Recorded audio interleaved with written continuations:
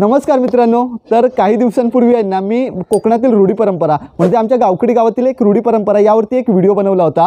तर आणि सर्वात महत्त्वाची गोष्ट म्हणजे 1 वर्षापूर्वीच मी या कंटेंटपासूनच माझ्या व्लॉगिंगला सुरुवात केली होती आणि काही कारणास्तव तो यूट्यूबवरून व्लॉग मला डिलीट करावा लागला होता। पण मी मागच्या व्लॉगमध्ये तुम्हाला सांगितलं होतं की तुम्हाला जर तो माझा पहिला व्लॉग बघायचा असेल तर कमेंटमध्ये मला नक्की सांगा आणि तसं 2000 व्हिडिओला लाईक्स आले तर मी तो व्लॉग नक्की अपलोड करेन। तर 15 ते 20 हजारमध्ये जवळजवळ 2000 लाईक्स आपल्या व्हिडिओला आले होते, तर त्याबद्दल खरंच खूप खूप धन्यवाद। आणि तसं त्यावरून मला कळलं की तुम्हाला तो व्हिडिओ पाहायचा आहे, तर तो व्हिडिओ आहे ना मी आता आपल्या चॅनलवरती अपलोड करतो आहे। तर तो व्लॉगसुद्धा म्हणजे माझा पहिला व्लॉगसुद्धा कसा वाटतो ते कमेंट बॉक्समध्ये नक्की सांगा। चला तर आता आपण आपल्या पुढच्या व्हिडिओकडे वळूया। नमस्कार मित्रांनो, मी ऋषभ तोडणकर। मी यूट्यूबवरती आतापर्यंत खूप सारे व्हिडिओज व्लॉग बघितले आहेत, ज्यामध्ये काही यूट्यूबर्स वेगवेगळ्या भागातील प्रदेशातील रूढी परंपरा संस्कृती जे लोक जपतात त्यांच्या वेगवेगळ्या व्हिडिओज अपलोड करत असतात। तर माझ्या मनामध्ये सुद्धा खूप दिवसांपासून विचार होता की आपल्या कोकणामध्ये सुद्धा अशा प्रकारचे खूप साऱ्या रूढी परंपरा सण उत्सव साजरे होत असतात, त्यांच्या व्हिडिओ मी अपलोड कराव्यात। तर आता मी मूळ मुद्द्याकडे वळतो। गावखडी समुद्राशेजारील जंगलामध्ये श्री अमिंदादेव वसलेला आहे आणि सालाबादप्रमाणे यावर्षीसुद्धा आम्ही या देवाची पूजा अर्चा करणार आहोत। तर आता मी आमच्या वाडीमध्ये त्यासाठी लागणारे धान्य आणि वर्गणी जमा करायला जातो आहे।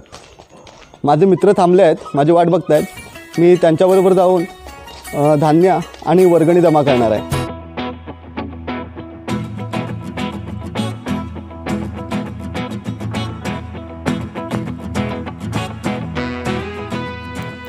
हे बघा, या पिशवीमध्ये अशा प्रकारे तांदूळ जमवले जातात आणि हा नारळसुद्धा आहे आणि हा आहे प्रसाद, तन्मय, प्रशांत आणि पवन भाटकर आणि असेच प्रत्येकाच्या घरात जाऊन तांदूळ जमवले जातात।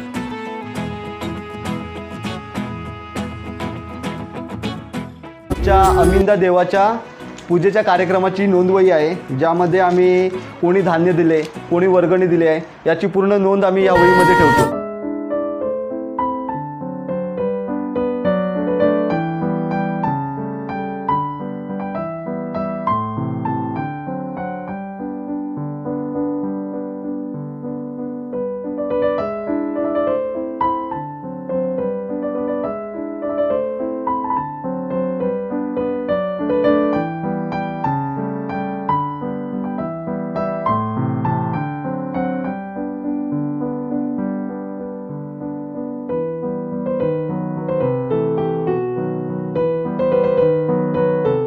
हे बघा, कोकणामध्ये आहेत ना ठिकठिकाणी अशा प्रकारे लहान मुले किल्ले बांधतात आणि दिवाळी होऊन आता खूप दिवस झालेत, त्यामुळे हा किल्ला आता थोडासा पडघळीस आलाय।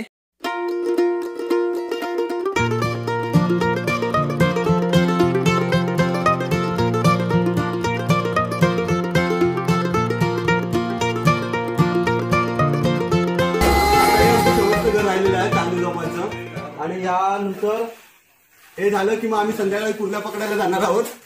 तर आता आपण संध्याकाळीच भेटू। तर आता आपण जाणार आहोत समुद्रावरती कुर्ल्या पकडायला। त्यासाठी लागणारा हा गज स्पेशली कुर्ल्या पकडण्यासाठीच बनवलेला आहे। बॅटरी वगैरे बांधून आम्ही सर्व तयार आहोत। आता आपण समुद्रावरतीच भेटू। तर आता आपण आलेलो आहे समुद्रावरती। आम्ही एकूण 14 जण आलेलो आहोत। त्यामध्ये प्रत्येकाचं डिपार्टमेंट वेगवेगळं असेल। काही जण कुर्ल्या पकडतील, काही जण बॅटरी दाखवतील आणि काही जण पिशवी पकडतील, ज्यामध्ये भेटलेल्या कुर्ल्या आपण टाकू शकतो।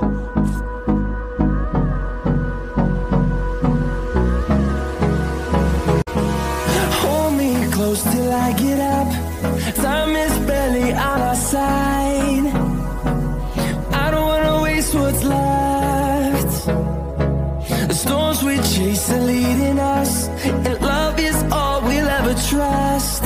Yeah, no, I don't wanna waste what's left.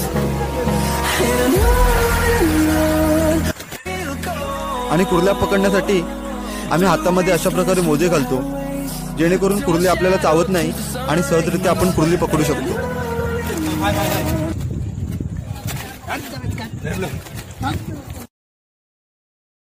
आणि खडपामध्ये कुर्ल्या पकडणं म्हणजे थोडं रिस्कचं काम असतं, कारण खडपामध्ये खूप सारी शेवाळ असते.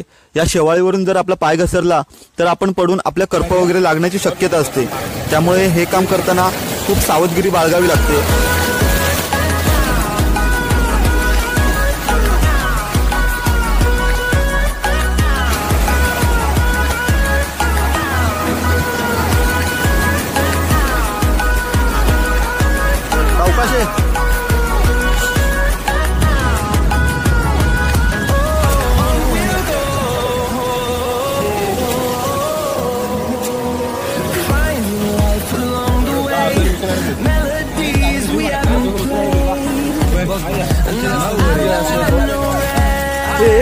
आमच्या इथे जास्त आहे.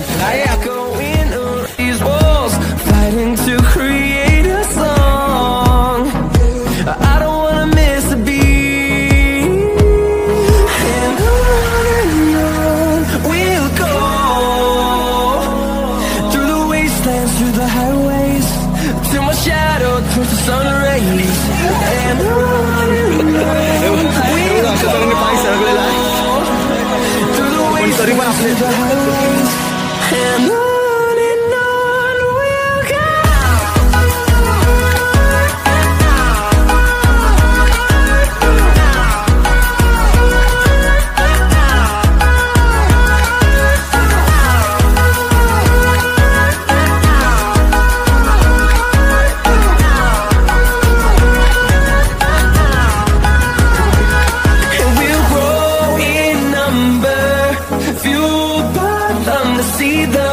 आणि अशा प्रकारे आमच्या आजच्या कुर्ल्या पकडून झालेल्या आहेत. या कुर्ल्या आम्हाला उद्यासाठी खूप होतील. त्यामुळे आता आम्ही या कुर्ल्या व्यवस्थित बांधून घेणार आणि आजची आमची कामगिरी संपलेली आहे.